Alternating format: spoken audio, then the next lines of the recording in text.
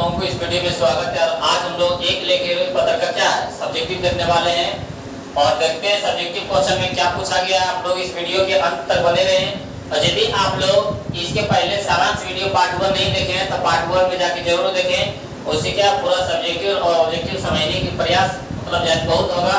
तो आइए हम लोग देखते हैं कि एक लेख और एक पत्र में सब्जेक्टिव क्या क्या पूछा गया है। यहाँ पे बोला जा रहा है विद्यार्थियों को राजनीतिक में क्यों भाग लेना चाहिए। हम बताए थे सारांश में कि विद्यार्थियों को राजनीतिक में इसलिए भाग लेना चाहिए ताकि कल चल के देश का बागडोर संभालना है। इसी कारण भगत सिंह बोलते हैं कि विद्यार्थियों को राजनीति में भाग लेना बहुत ही जरूरी है। तो वही बोला विद्यार्थियों को राजनीति में भाग लेना चाहिए क्योंकि उन्हें कल देश की बागडोर अपने हाथों में लेनी है।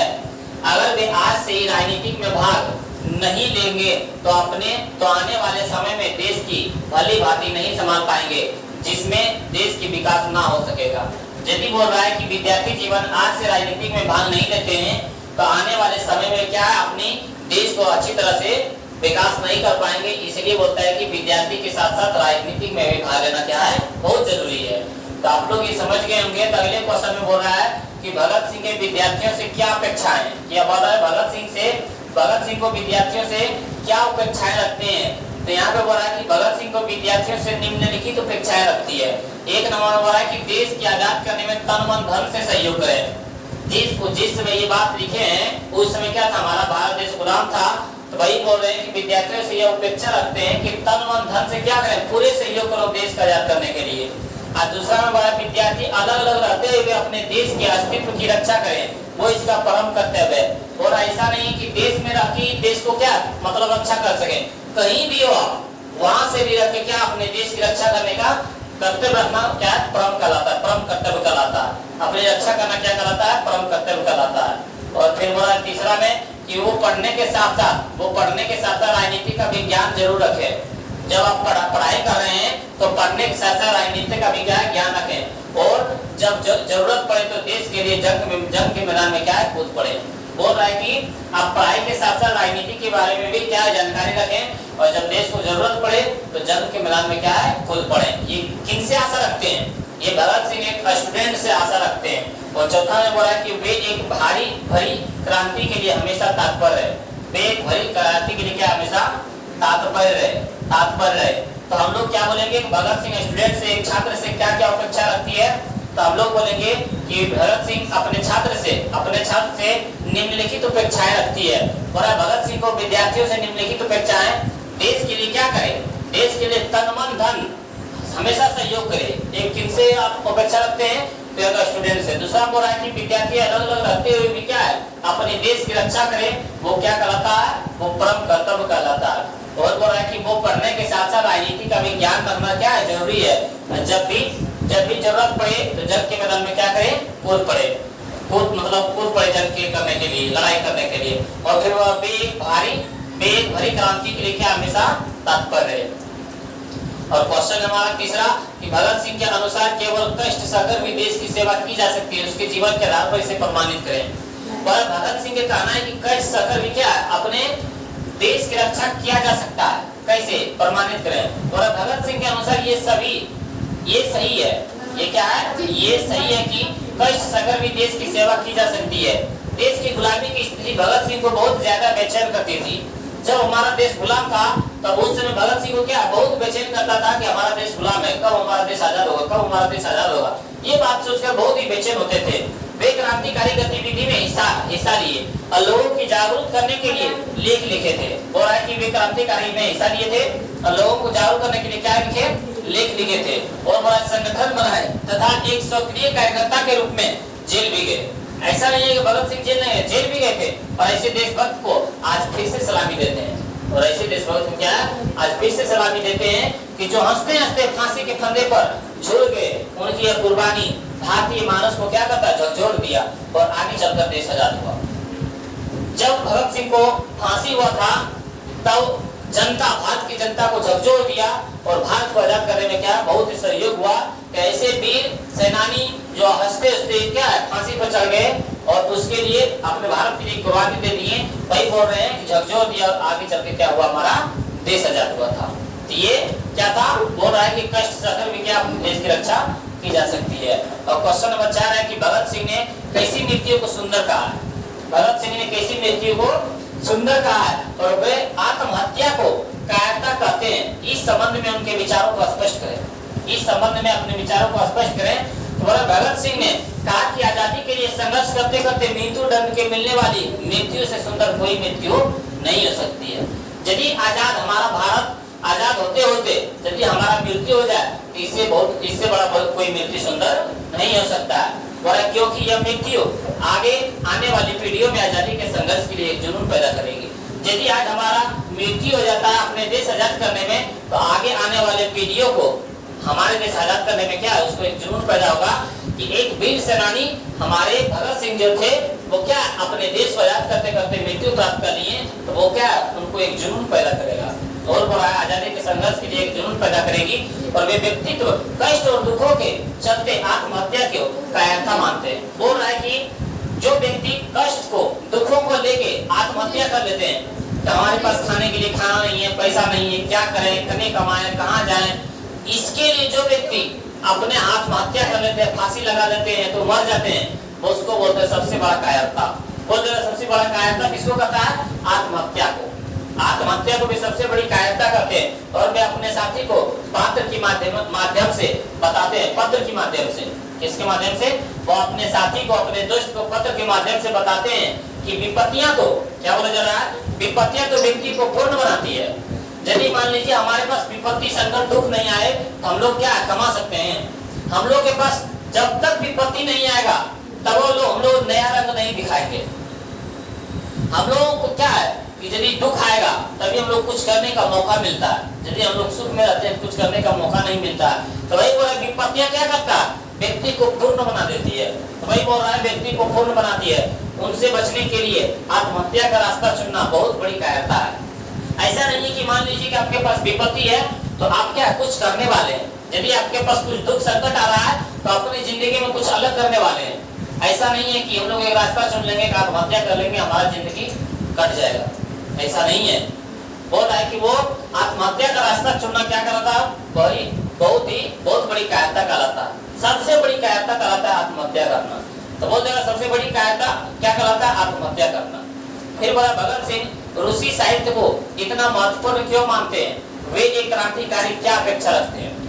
तो बोला जा रहा है कि भगत सिंह रूसी साहित्य को इतना महत्वपूर्ण इसलिए मानते हैं क्योंकि उस साहित्य में जीवन की वास्तविकता का चित्रण मिलता है। रूसी साहित्य को इसलिए वे इतना महत्वपूर्ण मानते हैं कि साहित्य में जीवन की क्या वास्तविक चित्रण मिलता है और उनकी कहानी में कष्टमय दृश्य पढ़ने वाले के मन में एक विशेष आत्मबल पैदा करता है। पहले जमाने में होता था ना कि कहानी लिखता था, उसके बाद एक फोटो देता था, फिर कहानी लिखता था, एक फोटो देता था। मतलब कहानी में पढ़ना और फोटो को देख के कष्ट में देख के व्यतीत करना, वो कहाँ के है? वो बोल रहा है कि वो इतना महत्वपूर्ण कहाँ है? रूसी साहित्य में वास्तविक का चित्रण मिलता है। उनकी कहानी में कष्ट में दृश्य पढ़ने वाले के मन में एक विशेष आत्मबल पैदा करता है। अब भगत सिंह मानते हैं कि इसी तरह भारत में भी क्या है? क्रांतिकारी के मन में एक आत्मबल पैदा करनी जरूरी है। और एक क्रांतिकारी से यही अपेक्षा रखती है, वही अपेक्षा रखी जाती है कि वह दुख और कष्ट सहने के लिए हमेशा क्या रहना चाहिए? तत्पर है। क्योंकि क्रांति के शुरू होते ही मुसीबतें भी शुरू हो जाती है। कोई भी हम लोग काम स्टार्ट करना शुरू करते हैं तो उस समय क्या है? ऐसा होता है कि उसी समय बहुत से कष्ट हमारे के पास आ जाता है। तो उसमें क्या है? सहने की क्षमता होनी चाहिए। क्रांतिकारियों से यही अपेक्षा रखते हैं। क्वेश्चन नंबर देखते हैं 6 में कि बोल रहा है कि मैं आपको बताना चाहता हूं कि विपत्ति व्यक्ति को पूर्ण बनाने वाली होती है। इसको व्याख्या करने बोल रहा है। तो वही बोल रहा है प्रस्तुत पंक्ति भगत सिंह द्वारा रचित पाठ एक लेख और एक पत्र से दी गई है। भगत सिंह सुखदेव को पत्र में लिखते हैं। जो भगत सिंह के दोस्त थे वो कौन थे? सुखदेव थे। सुखदेव एक दिन भगत सिंह को ही बोलते थे कि आत्महत्या करना कायरता है।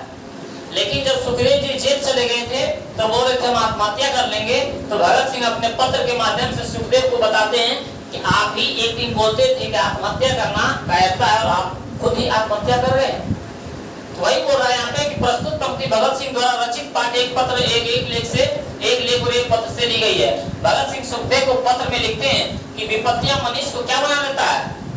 उनसे सामना करने के लिए प्रेरित करती है। यदि हमारे पास कष्ट नहीं आएगा तो हम लोग कमाने के लिए प्रयास नहीं करेंगे। वही वो विपत्तियां क्या है, उनको सामना करने के लिए प्रेरित करती है। मनुष्य उन विपत्तियों को दूर करने के लिए उपाय सोचने लगता है। यदि हम लोग के पास विपत्ति, संकट, दुख आता है तो उस दुख को दूर करने के लिए उपाय सोचने लगते हैं। यदि खुले दिल से सोचने लगता है तो वह अपने साथ साथ दूसरे को भी विपत्तियों से निपटने के लिए क्या करता है, प्रेरित करता है। जो व्यक्ति दुख और संकट में अपने आप को सहकर उससे लड़ने की कोशिश करता है, वह व्यक्ति अपने आप के दुख के साथ साथ दूसरों के भी दुख को क्या करता है, मतलब दूर करने के लिए प्रेरित करता है। वही बोल रहा है यहाँ पे।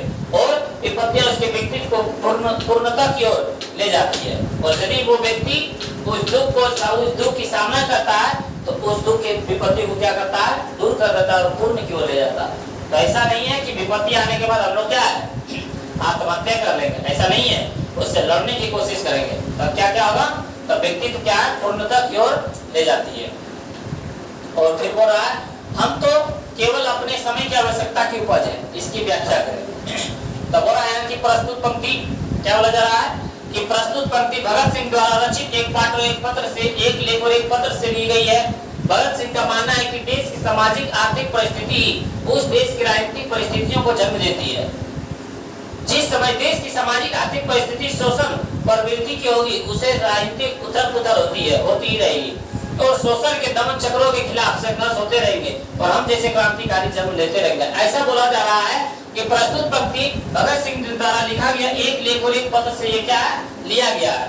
और बोल रहे हैं कि भगत सिंह का मानना है, इनका मानना है, भगत सिंह का मानना है कि देश की सामाजिक आर्थिक और परिस्थिति देश की राजनीतिक परिस्थितियों को जन्म देती है। बोल रहा है कि आर्थिक सामाजिक परिस्थिति देश की राजनीतिक परिस्थितियों को जन्म देती है। देश की राजनीतिक परिस्थिति को कौन जन्म देती है, देश के सामाजिक आर्थिक परिस्थिति। देश के सामाजिक आर्थिक परिस्थिति कौन देती है, देश की राजनीतिक परिस्थिति को जन्म देती है। बोल रहा है कि जिस समय देश की सामाजिक आर्थिक परिस्थिति शोषण प्रवृत्ति की थी, शोषण प्रवृत्ति की होगी, उसमें राजनीति क्या होगा, उथल-पुथल होता ही रहेगा और शोषण दमन चक्रों के खिलाफ संघर्ष होते रहेंगे और हम जैसे क्रांतिकारी क्या जन्म लेते रहेंगे। और बोले हम लोगों जैसा भगत सिंह जैसा क्रांतिकारी इस देश में क्या है, जन्म लेते रहेंगे। और क्वेश्चन नंबर 2 है कि मनुष्य को अपने विश्वास पर दृढ़ पूर्वक अडिग रहने का प्रयत्न करना चाहिए। क्या करें, हम बोले थे ना कि अभी दुख यदि आ जाए तो उसको उस दुख से लड़ने के लिए तैयार रहना चाहिए, अडिग होना चाहिए। वही यहाँ पे बोल रहे हैं कि प्रस्तुत पंक्ति भगत सिंह द्वारा रचित पाठ एक लेख और एक पत्र से ली गई है। भगत सिंह कहते हैं कि मनुष्य को अपने विश्वास पर संदेह नहीं करना चाहिए। यदि आज हम लोग क्या 12th क्लास में पढ़ रहे हैं तो ऐसा हम लोगों के संदेह नहीं होना चाहिए कि हम लोग पास करेंगे या नहीं करेंगे। हम लोगों पे अपने आप पर विश्वास रखना चाहिए कि हम लोग क्या है, एक दिन सक्सेस होंगे। अपने विश्वास पर क्या संदेश नहीं करना चाहिए तथा दृढ़तापूर्वक अडिग होकर लगातार प्रयास करना चाहिए। अपने आप पर अपने पर विश्वास करके हमेशा मेहनत करना चाहिए, अपने प्रयासों को लगातार जारी रखना चाहिए। और बोल रहे यहाँ पे फिर वही कि वे कहते हैं कि जब वे देश की आजादी के लिए अपना कार्य करते थे तो समय हो रहा है कि उस समय नाना प्रकार की कठिनाई सामने आया करती थी। ऐसा होता है, सबके साथ होता है कि कोई भी हम लोग काम स्टार्ट करने वाले होते हैं तो उसी समय क्या है, बहुत सी कठिनाई आता था, बहुत से मतलब दुख की सामना करना पड़ता है, जिनके कारण वो जो काम स्टार्ट करने वाले होते हैं वो काम को क्या बंद कर देते हैं। लेकिन वही बोल रहे हैं कि वे कहते हैं कि जब देश की आजादी के लिए अपना कार्य करते थे तो उस समय नाना प्रकार की कठिनाइयों का सामना करती थी और अगर हम उस कठिनाइयों से डर कर अपना कार्य बंद कर देते हैं तो ये मानव तन हमारे लिए व्यर्थ है। यदि बोला कि उन कठिनाइयों से अपने भारत देश को आजाद करने के लिए हम लोग क्या बंद कर देते हैं, ये मानव तन हमारे लिए क्या है, बेकार है। ये तो मानव तन हमारे लिए व्यर्थ है। हमें विश्वासों पर दृढ़तापूर्वक अडिग होकर लगातार प्रयास करना चाहिए। हमें अपने आप पर विश्वास होकर लगातार प्रयास करना चाहिए कि सब होगा। अपने कार्यों पर क्या हमेशा निरंतर कार्य करते रहना चाहिए। ये किनका कहना है, ये हमारे भगत सिंह जी का कहना है। और फिर बोल रहे हैं कि भगत सिंह ने अपनी फांसी के लिए किस समय की इच्छा व्यक्त की है और वे ऐसा समय क्यों चुनते हैं। बोल रहा है कि भगत सिंह को जब फांसी की बात सुनाया गया तो भगत सिंह बोलते हैं कि ऐसे समय में हमको फांसी मत दीजिए, जब हमारा देश आजाद होने के कगार पर रहेगा उस समय हमको फांसी दिया जाए, ताकि यहाँ की जनता, यहाँ के लोगों को एक जुनून पैदा हो कि एक सेनानी जो भगत सिंह थे उनका फांसी हो गया था, उनके यादगार में हमारा देश आजाद है। मतलब वो जोश और जुनून में। जब भगत सिंह ने इच्छा व्यक्त की जब देश की आजादी की लड़ाई अपने चरम सीमा पर हो, लगे क्या आजाद हो जाए, तभी उन्हें फांसी दी जाए। क्योंकि लड़ाई के चरम पर आंदोलनकारी दल भावनात्मक रूप से बेहद संवेदनशील होते हैं। यदि ऐसे समय पर उन्हें फांसी दी जाएगी तो आंदोलनकारी दल क्या भावनात्मक एकता में बल आएगा।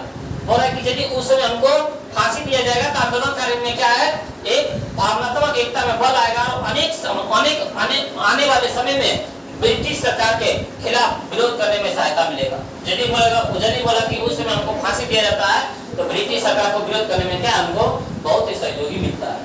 ये हमारा क्या था, इतना लास्ट क्वेश्चन था। और आप लोग बताइए कि आप लोग क्या समझ में आया। और आप लोगों को यदि समझ में आया तो कमेंट बॉक्स में एक बार जरूर यस लिखें और अपने दोस्तों के पास शेयर, लाइक और सब्सक्राइब जरूर करें।